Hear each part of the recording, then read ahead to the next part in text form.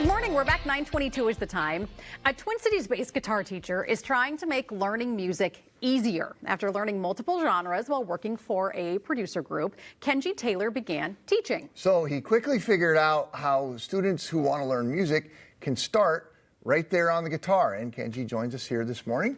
Nice to meet you. Nice to meet you. So how long have you been playing guitar? I've been playing guitar over a decade now, for sure. Yeah. How'd you get started? What kind of drew you to the guitar? Well, I just always kind of had an interest in it, and particularly, I didn't know that distortion was a thing. I heard it in metal music, but didn't know it was a guitar. And then when I was like, oh, that's what that is, I got really excited and was like, well, I'm gonna learn how to do that. So, yeah, that's well, how do I put this? A lot of people pick up the guitar thinking that it just sounds that way right away, right? Yeah. Like, why don't I sound like a rock star? Yeah.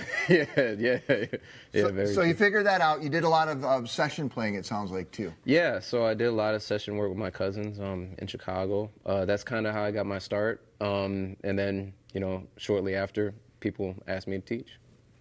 So what's it like to teach? I mean, not going to school, wanting to be a teacher for guitar. How did that work? Yeah, it's kind of interesting. I did a lot of teaching when I was in the Army. I was in the Army for 9 years. So you always teach little classes here and there to Joes, as we say.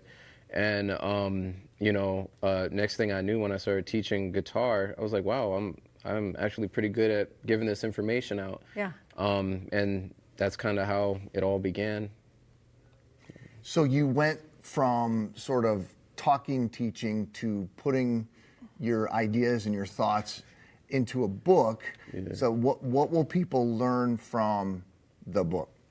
So in the book, what I decided to do, because I'm writing this down with every new student, mind you, I decided to put it in a easy vehicle for people to understand it.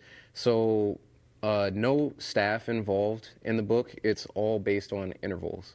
So you have your language of music, which is 12 intervals.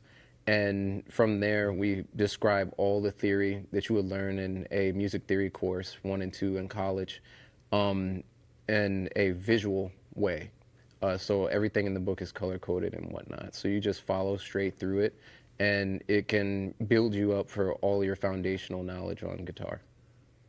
Okay, both of my kids play instruments. One plays violin, one is percussion, and their books don't look anything like this. Yeah. They're not color coordinated. It looks like typical music. This is very foreign to my eye, but this really resonates with people learning guitar. Yes.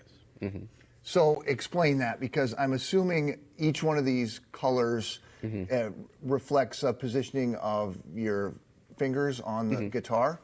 Okay. Yeah. So red is what? If you have your guitar right there. Yeah. So red is what? Yeah. So on this first page here, it goes over the 12 intervals or 12 tones. Okay.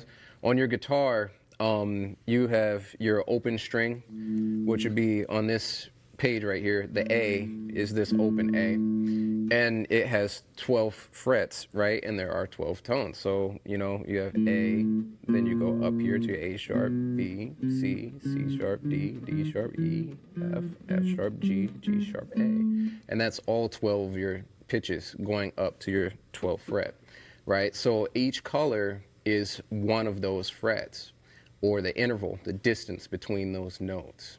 This looks to me a little bit like the Rock Band game. Yeah. And because people don't, or Guitar Hero, they don't know how to play guitar, but they look at the colors and they hit the colors. Was that any of your thought going into this? Yeah. So the crazy thought about it is that you have 12 pitches, and then you have your colors, your primary, secondary, and white and black. That's kind of the idea behind it for the 8, as far as that goes. If I flip this page here so you guys can see. So just like you said with Guitar Hero, you got your scales in the book, and each one shows in a line what you'd play. So how you would practice with this is you would look at the sheet in front of you, and it keeps you from looking at your hands, number one.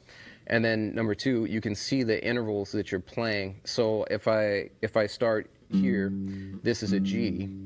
And then I know that by looking at my page, all the red on that sheet there, on that fretboard, is the G's. So if I follow through, oh, that's a G. So G, G. Okay, cool. And then I got another G up here, just by looking at the page. So this is a different way of teaching. Mm-hmm. And colleges and schools have kind of picked up your book. They've noticed this, and they're using this now? Yeah, so it's at the school Normandale in Bloomington, and I'm really proud of that. And Professor Groman there, he's a music theory director there, and he was very impressed by it and helped me with getting the book into the school and whatnot.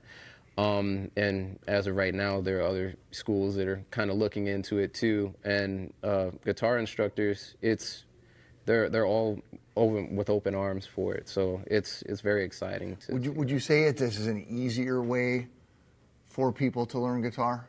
Yeah, a lot easier than reading notes typically, that like you'd see? Yeah. So I look at learning music like learning a new language. So I speak Japanese, and I didn't learn it completely from my grandmother. I'm part Japanese, so I had to kind of learn on my own as well.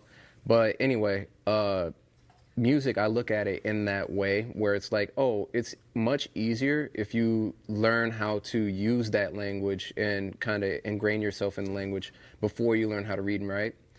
And that's kind of the way my approach is in this book, where, all right, we're going to learn intervals, we're going to learn how to spell chords and spell scales, so on and so forth, and how to play them on the board. And you will have something to reference with your hands, how to do these things on the board. And then from there, we start working on the staff and how to read with the staff and look at the sheet and understand the music from that point. Because guitar is a very confusing instrument where we have multiple places to play the same things and same notes, which confuses a lot of piano players, and the piano players confuse us. I've heard it's extremely Speaking the same difficult to be language. able to learn. So, Kenji, thanks for stopping by. No problem. Will you play a little something while I read this part? Yeah.